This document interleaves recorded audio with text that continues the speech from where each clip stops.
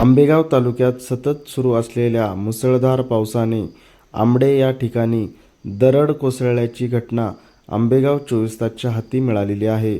तेथील 40 ते 50 लोकांना सुखरूपरित्या माळीण येथील मराठी शाळेत ठेवण्यात आल्याचे प्रशासनाकडून सांगण्यात येत आहे.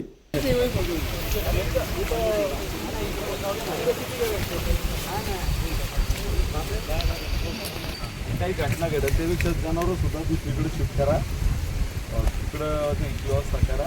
इथं आता कोणीही माणसं नको, जनावरं नको, कशाच्याही निमित्ताने ही घरं आता उघडू नका. आज आपल्या आदिवासी भागामध्ये काल रात्री फार मोठ्या प्रमाणामध्ये मुसळधार पाऊस झाला आणि अतिवृष्टी झाली. ढगफुटीसारखी सदृश परिस्थिती निर्माण झाली कारणानं मोठ्या प्रमाणात पर्जन्य झालेलं आहे. आणि एकंदरीत आज सकाळपासूनच या सगळ्या परिस्थितीची पाहणी आदरणीय नामदार वळसे पाटील साहेब यांच्या सूचनेनुसार आम्ही सर्व अधिकारी पदाधिकारी मोठ्या प्रमाणात राष्ट्रवादी काँग्रेस पक्षाचे सर्व कार्यकर्ते ह्या आदिवासी भागामध्ये जाऊन प्रत्येक भागातल्या आणि प्रत्येक गावातली काय परिस्थिती आहे ती प्रत्यक्ष पाहतोय. खरं तर आज ह्या सगळ्या दौऱ्यात आपल्या तालुक्याचे सन्मान्य तहसीलदार असतील, पंचायत समितीच्या उपसभापती किंवा बाजार समितीचे माजी सभापती आणि सर्व असंख्य कार्यकर्ते या ठिकाणी आलेलो आहे.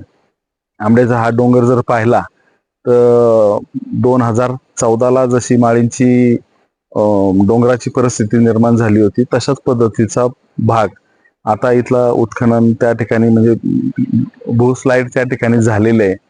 आणि आता जरी काही जीविताची हानी जरी झालेली नसली तरी प्रशासनाच्या वतीनं त्या ठिकाणी सूचना देण्यात आलेल्या आहेत. जवळपास खाली इथं 16-17 घरं आहेत आणि 43 व्यक्ती या ठिकाणी राहत आहेत. तर यांना सुरक्षितच्या दृष्टीनं आपल्या माळींच्या इमारतीमध्ये, शाळेच्या इमारतीमध्ये त्या ठिकाणी त्यांचा तात्पुरता निवारा करण्यात आलेला आहे.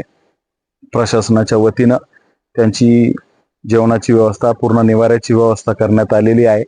आणि एकंदरीत या सगळ्या परिस्थितीवर आदरणीय नामदार वळसे पाटील साहेब बारकाईने लक्ष ठेवून आहेत. जिथं जिथं आवश्यकता असेल त्या सगळ्या गोष्टी उपाययोजना प्रशासनाच्या वतीनं करण्याची सूचना आदरणीय नामदार वळसे पाटील साहेबांनी केलेली आहे.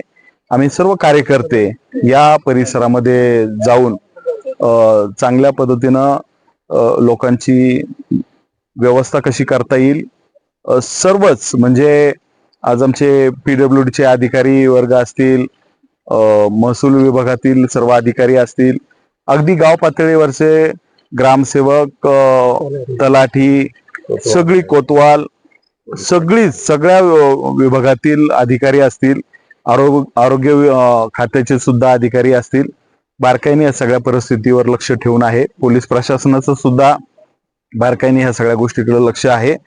आणि पोलिसांनी सुद्धा चांगल्या पद्धतीची सगळी व्यवस्था ठेवल्यामुळं नाहक गर्दी करणारे लोक या परिसरात नाहीत.